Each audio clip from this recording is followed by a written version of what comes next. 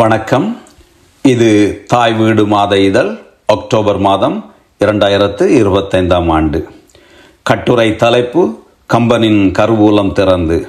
கட்டுரை ஆக்கமும் குரல் பதிவும் மாவிலி மைந்தன், சீனா சண்முகராஜா. பகுதி 42. சென்ற மாத தாய் வீடு இதழில் கம்பராமாயணத்தில் ஆரண்ய காண்டத்தின் 5வது படலமாகிய சூர்பனகை படலத்தின் 3வது பகுதியை எடுத்து வந்திருந்தேன். ராவண போர் தொடங்குவதற்கு அடைத்தளமிட்டதாக கருதப்படும் நிகழ்ச்சியாக இலக்குமணனால் சூர்பனகையின் மூக்கும் காதும் முளைக்காம்புகளும் அறியப்பட்டு அவள் அவமானப்படுத்தப்பட்டது வரையுள்ள செய்திகளை கம்பனின் கவிநயத்தோடு சேர்ந்து அறிந்து கொண்டோம். சூர்பனகையின் உறுப்புகள் சிதைக்கப்பட்ட பின்னே நடந்தவற்றை ஆரண்ய காண்டத்தின் இறுதி பகுதியாக கம்பனின் கவிநயத்தோடு விதழில் எடுத்து வருகின்றேன். இலக்குமணனால் உறுப்புகள் அறுக்கப்பட்டு கீழே விழுந்த சூர்பனகை பலவாறு துயருறுவதை கம்பர் சில செய்யுள்களில் வர்ணிக்கின்றார். தன்னுடைய இயல்பான தோற்றத்தோடு குருதி மலையை பொழிகின்ற கருமுகத்தைப் போல நிலம் அதிரும்படி பேரிரைச்சலிட்டவாறு அவள் படுகின்ற துயரனை கூறும் செய்யுள்களில் ஒன்று.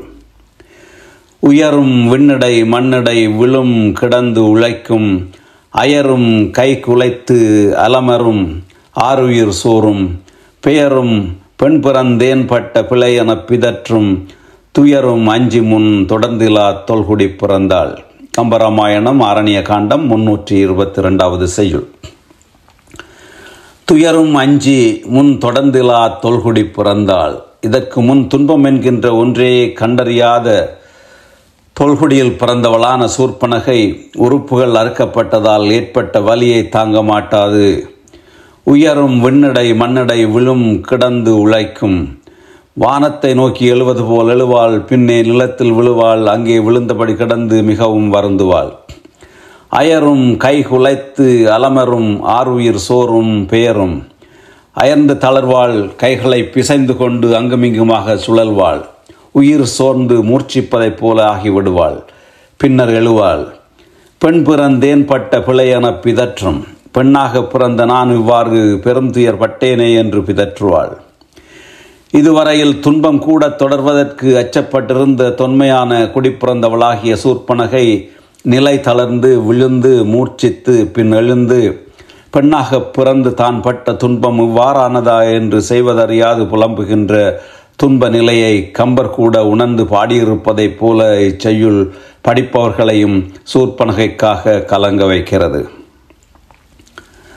தான் அடைந்த துன்பத்தினால் இவ்வாறு வருந்தியவள் தன் அண்ணன் ராவணனையும் தனது குலத்தாரையும் அழைத்து புலம்புவதை 14 கொச்சக கலிப்பா வடிவத்திலான செய்யுள்களிலே கம்பர் பாடியிருக்கிறார். அவற்றுள் பலவும் ராவணனுடைய வீரத்தை புகழ்ந்து தன்னை காப்பாற்ற வருமாறு அவள் அழைப்பதாக பாடப்பட்டிருக்கிறது. ஒவ்வொன்றும் மிக சிறப்பான சொல்நயம், பொருள்நயம், அணிநயம் மிக்க செய்யுள்கள். அவற்றுள் 3 செய்யுள்களை இங்கே எடுத்து வருகின்றேன். நிலை எடுத்து நடுநிலத்து நீ இருக்க தாபதர்கள் சிலை எடுத்து திரியும் இது சிறிதன்றோ தேவர் எதிர் தலை எடுத்து விழியாமை சமைப்பதே தளல் எடுத்தான் மலை எடுத்த தனிமலையே இவை காணவாராயோ. தளல் எடுத்தான் மலை எடுத்த தனிமலையே, நெருப்பை கையில் ஏந்திய சிவபிரானது கைலாய மலையையே உனது கைகளால் பெயர்த்து எடுத்த ஒப்பற்ற மலை போன்றவனே. நிலை எடுத்து நடுநிலத்து நீ இருக்க, பெரிய இந்த நில உலகத்தில் நிலை கொண்ட வாழ்க்கையில் நீ இருக்கையில் தாபதர்கள் சிலை எடுத்து திரியும் இது சிறிதன்றோ. மரபுரி தரித்து கொண்டு தவ வேடம் கொண்டு அச்சமின்றி கையில் வில்லை ஏந்தி கொண்டு இவர்கள் இங்கு திரிவது உனக்கு பெருமைக்கு இழுக்கல்லவா. தேவர் எதிர் தலையெடுத்து வெளியாமை சமைப்பதே, தேவர்கள் உன் எதிரே தலையெடுக்காதபடி பார்த்து கொள்வது மாத்திரம்தான் உனது செயலா. இவை காணவாராயோ, நான் பட்ட இச்சிறுமைகளை பார்க்க வரமாட்டாயா என்று ராவணனை அழைத்து புலம்புகிறாள். தேவர் எதிர் தலையெடுத்து விழியாமை சமைப்பதே என்னும் சொற்றொடர் தேவர்கள் தன்னெதிரே தலையெடுக்காதபடி பார்ப்பது மாத்திரம்தான் உனது செயலா என்று சூர்பனகை கேட்பதாக ஒரு பொருளும், தேவர்களின் முன்னே நான் தலையெடுத்து அவர்களை பார்க்க முடியாதபடி எனது உறுப்புகள் சிதைக்கப்பட்டு அலங்கோலமாக ஆகிவிட்டேனே என்று அவள் வருந்துவதாக இன்னொரு பொருள் படுவதாகவும் சிலேடை அணியில் கம்பர் பாடியிருப்பது சிறப்பு. காற்றினையும் புனலினையும் கனலினையும் கடுங்கால கூற்றினையும் விண்ணினையும் கோளினையும் பணிகொண்டற்கு ஆற்றினை நீ இண்டிருவர் மானுடவர் காற்றாது மாற்றினையோ உன் வளத்தை சிவன் தடக்கை வாழ்கொண்டாய். கம்பராமாயணம் ஆரணிய காண்டம் 302வது பாடல். சிவன் தடக்கை வாழ்கொண்டாய். சிவபிரானது வலிய நீண்ட கைகளினால் கொடுக்கப்பட்ட வாளை பெற்றவனே. காற்றினையும் புனலினையும் கனலினையும் கடுங்கால கூற்றினையும் விண்ணினையும் கோளினையும் பணிகொண்டற்கு ஆற்றினை நீ. காற்றையும் நெருப்பையும் நீரையும் காலத்தை வரையறை செய்கின்ற கூற்றுவனையும் விண்ணுலகத்தையும் கோள்களையும் உனக்கு குற்றோவல் செய்யும் வண்ணம் அவற்றை அடிமைப்படுத்தியவன் நீ.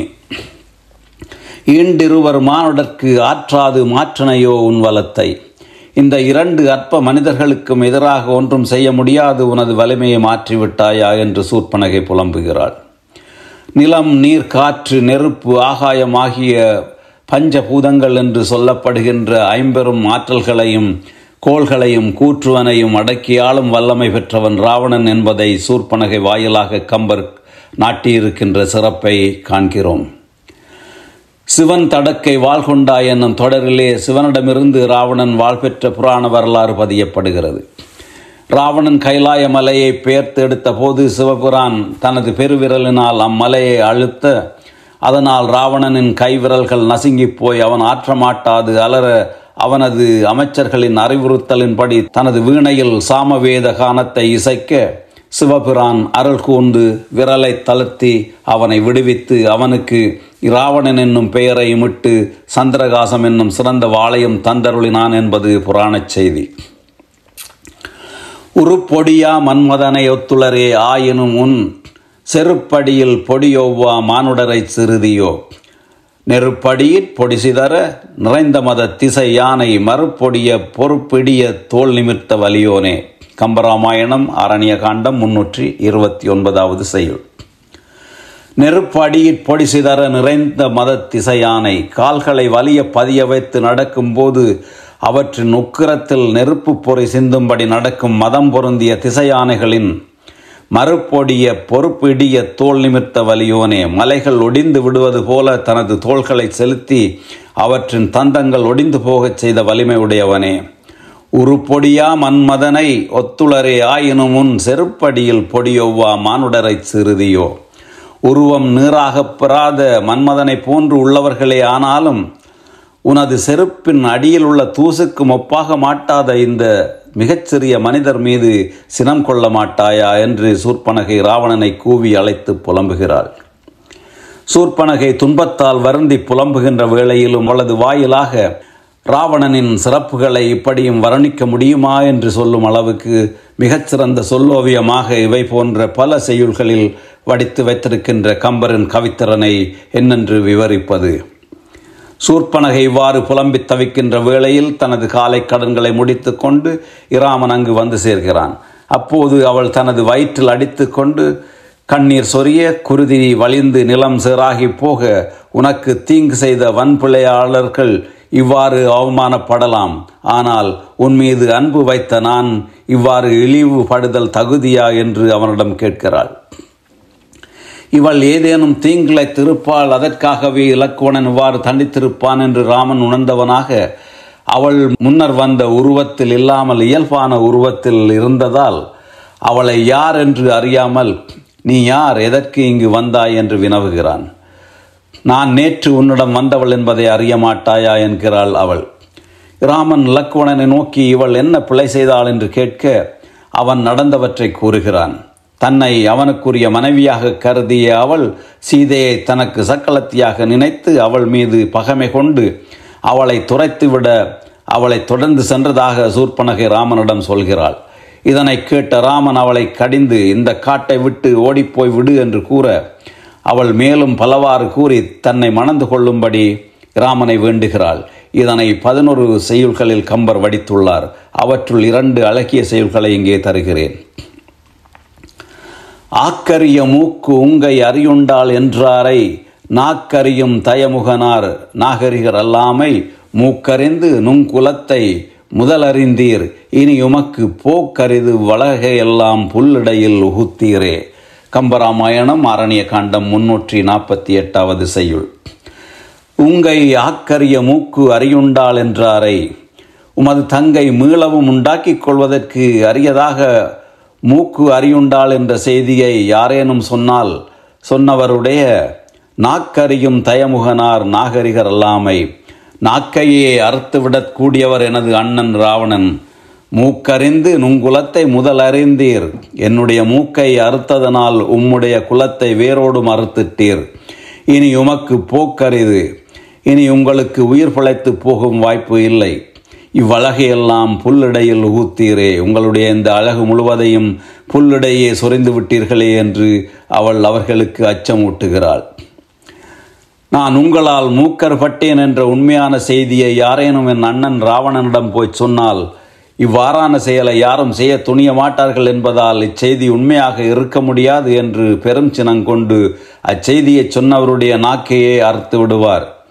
உண்மையில் மூக்கற்பட்ட செய்தியை அறிந்தால் அவர் என்னிடத்து வைத்துள்ள மிக்க அன்பினால் உடனே வந்து உங்களையும் உங்கள் குலத்தவரையும் வேரோடு அறுத்து அழித்து விடுவார். நீங்கள் அழியும் வழியை நீங்களே தேடிக்கொண்டீர்கள். அரிதாக கிடைத்த அமுதத்தை புல்லிலே சொரிந்ததைப் போல உங்களுடைய அழகை வீணே இழந்து விட்டீர்கள் என்று நகையாடியவள், வான் காப்போர் மண் காப்போர் மாநகர் வாழுலகம் தான் காப்போர் இனித்தங்கள் தலைகாத்து நின்றுங்கள் ஊன் காக்க உரியார் யார் என்னை உயிர் நீர் காக்கின் யான் காப்பேன் அல்லாலவ் ராவணரார் உளரென்றாள். கம்பராமாயணம் ஆரணிய காண்டம் 350வது செய்யுள். என்னை உயிர் நீர்காக்கின் யான் காப்பேன் அல்லால் அவ்விராவணரார் உளரென்றால்.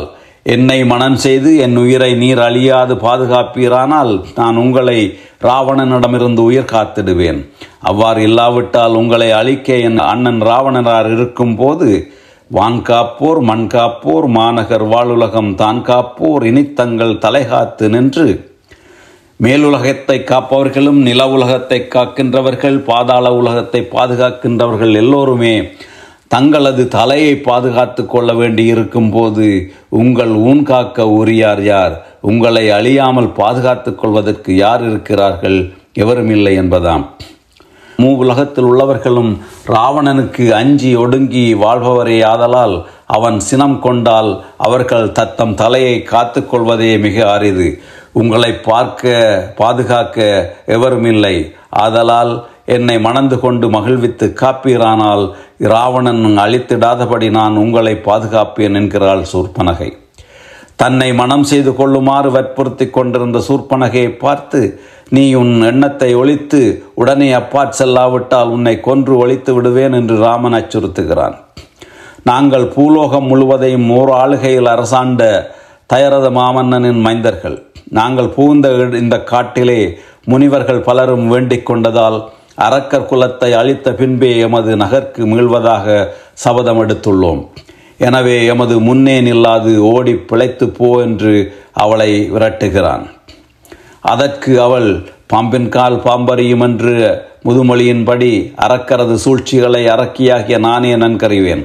ஆதலால் அரக்கரை அழிக்க சங்கற்பம் எடுத்துள்ள உமக்கு நானே நல்ல துணையாவேன். என்னை மணந்து கொள்ள வேண்டும் என்று மேலும் அவள் வற்புறுத்த, இவளை இப்பொழுதே கொன்று விடுகிறேன், இல்லாவிட்டால் இவளம்மை மிகவும் அலைப்பால், ஆணையிடுங்கள் என்று இலக்குமணன் ராமனை கேட்க, நீ கூறுவது நன்று, இங்கிருந்து இவள் நீங்க மறுத்தால் அவளை கொல்க என்கிறான் ராமன். அப்போது இவன் ஒருபோதும் இறங்க மாட்டான், இங்கிருந்தால் உயிரிழக்க நேரும் என்பதை உணர்ந்த சூர்பனகை இவ்வாறு கூறுவாள். ஏற்ற நெடுங்கொடி மூக்கும் இருகாதும் முலை இரண்டும் இழந்து வாழ ஆற்றுவனே வஞ்சனையால் உமையுள்ள பரிசறிவால் அமைந்ததன்றோ. காற்றினிலும் கனலினும் கடியானை கொடியானை கரனை உங்கள் கூற்றுவனை இப்பொழுதே கொணர்கிறேன் என்று சலம் கொண்டு போனாள். கம்பராமாயணம் ஆரணிய காண்டம் 367வது செய்யுள். ஏற்ற நெடும் கொடி மூக்கும் இருகாதும் முலை இரண்டும் இழந்து வாழ ஆற்றுவனே. அழகாய் அமைந்த நீண்ட கொடி போன்ற மூக்கையும் 2 காதுகளையும் 2 முலைகளையும் உங்களால் இழந்து போன பின்பும் உங்களுடன் கூடி வாழ்ந்திருக்க பொறுப்பேனா? வஞ்சனையால் உமையுள்ள பரிசறிவால் அமைந்ததன்றோ. நான் இங்கே உங்களிடம் கூறியது முழுவதும் உங்களது இயல்பை உள்ளபடியே அறிந்து கொள்வதற்கான சூழ்ச்சியினால் அன்றி வேறில்லை. காற்றினிலும் கனலினிலும் கடியானை கொடியானை கரனை உங்கள் கூற்றுவனை இப்பொழுதே கொணர்கிறேன் என்று சலம் கொண்டு போனாள். காற்றை விட விரைவானவனும் நெருப்பிலும் பார்க்க கொடுமையானவனும் உங்களுக்கு கூற்றுவனாகவும் அமைந்துள்ள கரனை இப்பொழுதே அழைத்து கொண்டு வருகின்றேன் என்று கூறி தனியாத வைராக்கியத்துடன் சூர்பனகை அங்கிருந்து செல்கிறாள்.